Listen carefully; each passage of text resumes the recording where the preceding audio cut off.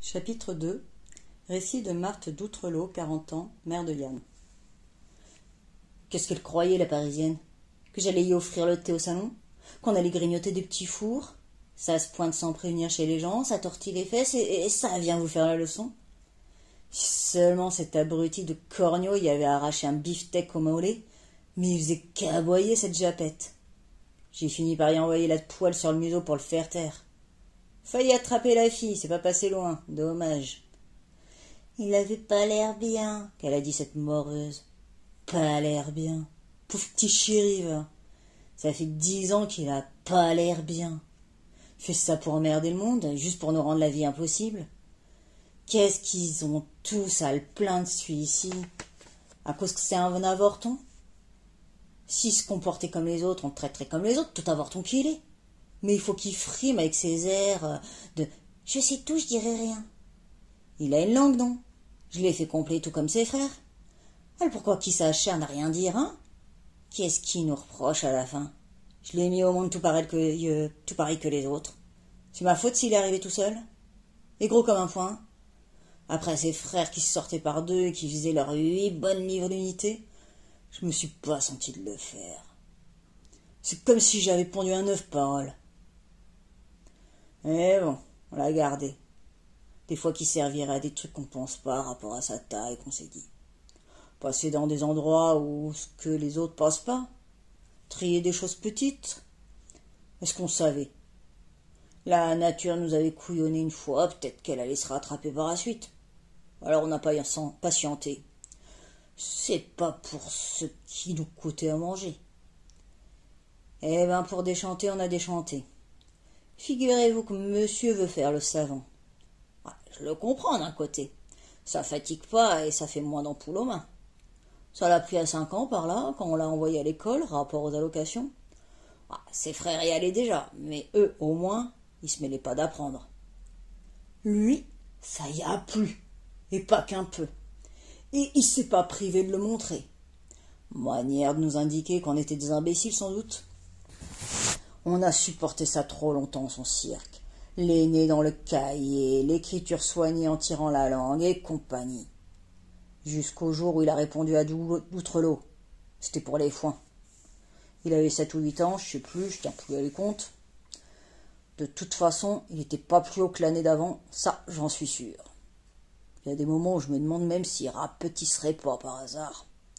Faudrait le mesurer pour voir, mais on a autre chose à tourner, figurez-vous. Bref, c'était les foins, et il fallait qu'il aide à racler derrière. C'était pas y demander la lune, non?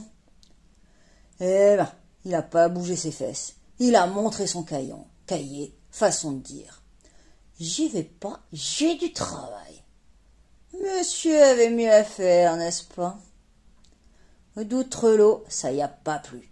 Il a piqué un coup de sang. Il lui en a descendu une bonne à travers du nez. Ça saignait même. Il a la main trop lourde, d'Outrelot. Je lui ai dit 100 fois. Un jour, il va m'en assommer un pour de bon, et qui c'est qui va expliquer à la police? Sûrement pas lui, il se planquera comme il s'est planqué quand la fille est venue.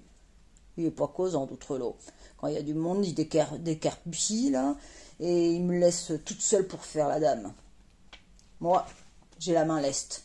Pas lourde, leste. Ça part sec, et ça punit bien. Et ça suffit à mon goût. Pas besoin de les étourdir. Mais n'empêche qu'il a plus bronché par la suite, le Yann. Il a marché droit. Quand il demandait quelque chose, il s'exécutait, et plutôt 2 fois qu'une. Sauf qu'il s'est mis à nous regarder avec cet air que j'aime pas. C'est qui vous ferait baisser les yeux, le petit serpent? Il faut lever la main pour qu'il cède. Devant ses parents, ça se prend pour quoi? Enfin, jusque-là, ça allait encore.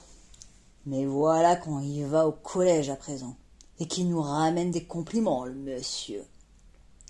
Comment qu'ils savent qu'il est soi-disant intelligent vu qu'il en sort pas une? Ils y ont ouvert le crâne ou quoi? Alors lui, bien sûr, il se prend pour le pape, il bombe le torse, il nous regarde de haut, le rase-motte, c'est un comble quand même. La fille, je l'attendais. Je savais qu'ils allaient débarquer, elle ou quelqu'un d'autre. Vu que d'Outrelot, ils avaient foutu le cartable à la baille aux gosses, ça pouvait pas finir autrement. Il pousse d'Outrelot, mais faut le comprendre.